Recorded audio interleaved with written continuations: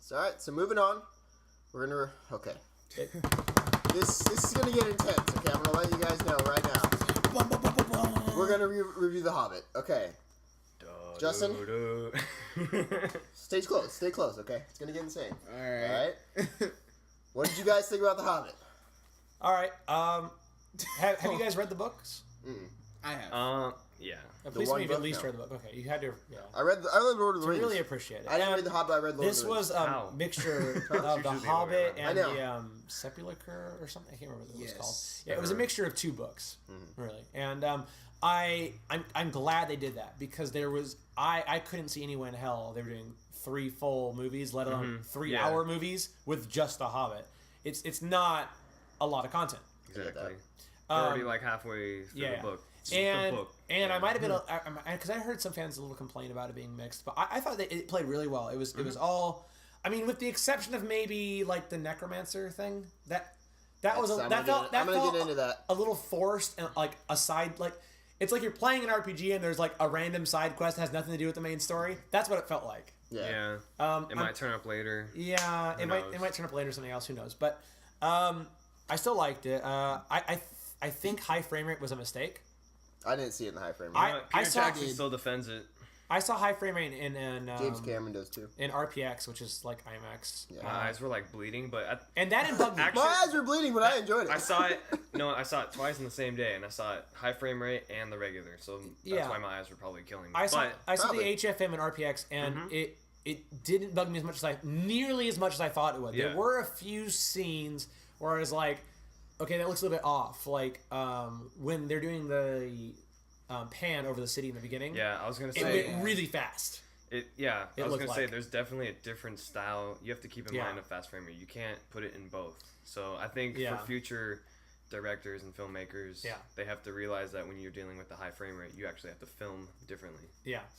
But it's still, again, I expected much worse out of the high frame rate. It didn't. I thought it was going to ruin the film. It really didn't. The action scenes were freaking beautiful. They were good in high frame rate. The slow scenes, like when he's just walking around in the beginning, it looks like he's sprinting frantically. And then I saw it in the regular, and it's all calm and like that Peter Jackson glow. I was like, this is what I wanted. Yeah. But then when the action scenes came, I was I still would prefer it without the high frame rate. I thought that was unnecessary. And it just put an extra price on everything, and the price really wasn't worth the payoff. It was worse in high frame rate than non-high frame rate. Agreed. Still not terrible, but I mean definitely not worth a price upgrade. The thing is, I knew the movie was entertaining. It was just distracting when I saw it. I couldn't pay attention to some parts. I was also worried too because I thought like in The Hobbit there's a lot of singing, like in the book. There's a lot of singing. Oh yeah, goddamn dwarves. And there was some singing in this. And while I do think it does kind of take you away from the kind of Lord of the Rings epicness feel, it does make it a little sillier.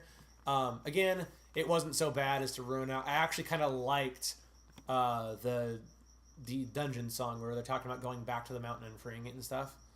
Because it sings it really deep and they sing that kind of chorus when they're sitting around the fire. That was awesome. The break they did is a little silly.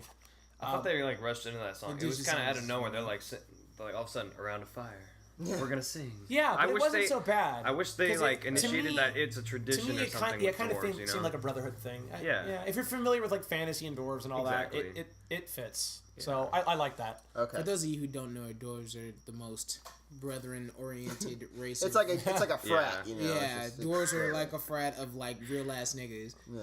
More like a football team. Real ass niggas. Go with that. They're short Scotsman miners. Yeah, that's what they are. I'm going to start. Super drunk. Okay, I'm going to start by mentioning the things that I liked about it, okay? Okay, go for it. Cody acting. Fucking show. Acting, phenomenal. Great job all around. I loved everybody. Bravo. 2, the action.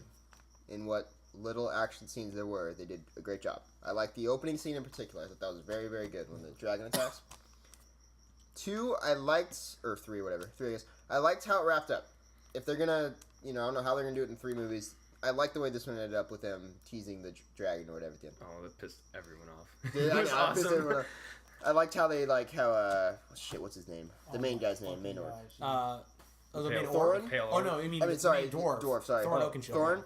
I liked how him and Bilbo came to an understanding thing. That was good. That was good. Okay. He wasn't nearly as much of a hard ass as he was in the books, but still, yeah. With that being said, there was a lot that could have been cut from this movie. Okay. Agreed. If you mean to tell me that the mountains they're fighting had anything to do with the rest of the story, you're just wrong. I'm sorry. That was so pointless. It was cool to look at. The adventure. Well, it was cool, and I get that it's in the books and it's part of this world. I completely get that. Okay, the point of that, which I will think was necessary if they're going to make this 3 films. I don't know what the hell that was. I don't know what that was. All right, no, but if they're going to make this 3 Dark films, skies. that was necessary. We got birds hitting us. And the reason I will say that's necessary is they need a persistent bad guy chasing them. Mountains? Lord of the Rings, they had... No. They have the whole mountain fight, the history where he has the shield and the dad dies. They needed to set up the White Orc. Okay, yeah. And that was, I mean, realistically, without showing that past, he's just some random orc that's coming after him, and you don't know why he's coming after him other than, we're orcs and we hate dwarves. Okay. So now he's got, like, a reason behind it. And they can build upon that. I mean, yeah, it did feel a little forced, and it was one of those little, like, oh, it's a side quest thing. Where it has nothing to do with the dragon or anything. Well, see, for me, it was like, I knew the story, so for me, the mountain scene, I was like, yes, the mountain scene. Yeah, it's like, cool. I didn't give a shit. It's cool to look at. I get that. I was like, yes, I was waiting for this. But I get Cody's point of view. You've got to build it at a point where people who haven't read the book can come in and exactly. You have to understand why the hell it's happening. Yeah. But I think they're counting largely on people going and reading the books, because that's what happened with Lord of the Rings. Lord of the Rings was going to come out. Everyone is now. Everyone's like, oh, it's going to be this big film. Everyone went and bought the books. They hadn't read them already. You know? Yeah, but like I haven't read them, and I feel like I still understood everything that happened in the movie. Okay, another thing I want to talk about. I know this guy's in the book. Okay, I know Radagast the Brown is in the book. I get why he's in the movie. He's supposed to find the necromancer. I get that. Yeah, it's a side quest. With that being said, Stoner good lord, that character is annoying. He's a druid. I didn't like that.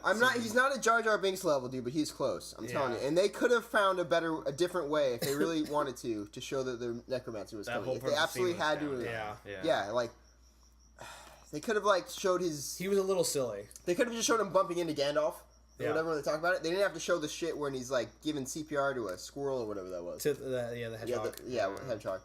That was just so weird and out of tone. Okay, hold on. I will do this. I will say this. This is again fan service for not only people that read the books and stuff, but for fantasy fans in general. Yeah, I get. Anyone who knows what a druid is like they're nature wizards. Come down, Coach. They have like a hard-on for nature. Trying here, okay? No, I get your complaint.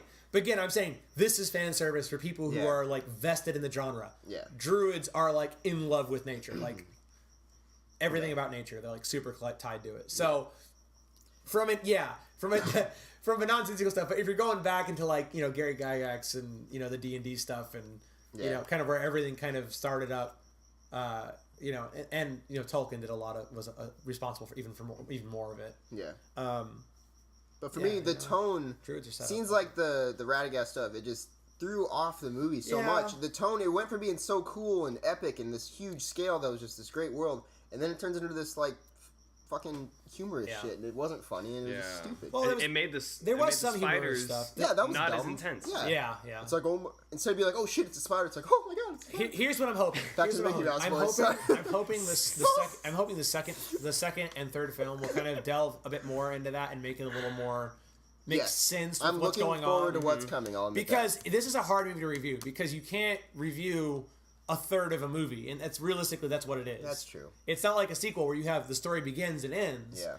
Like some movies, okay, there is a beginning and ending, and then there's a sequel. Lord of the Rings, stuff like that. It's not really so much a sequel as it is a part. Yeah. I'm saying. Another thing, the singing. Okay, I know. I know it's in the books. I know it's a part of these characters. No, I agree. With that being said, I was not entertained by it. The whole shit where they're like, "We're gonna piss off Bilbo" or whatever like that when they're throwing all this shit. That was so stupid. No, I agree. That was the second thing I thought was gonna ruin the film. It didn't bug me as much as I thought it would, but thank God that they did not include all the songs because that is a small portion of the songs that are in that book. There's a lot of songs.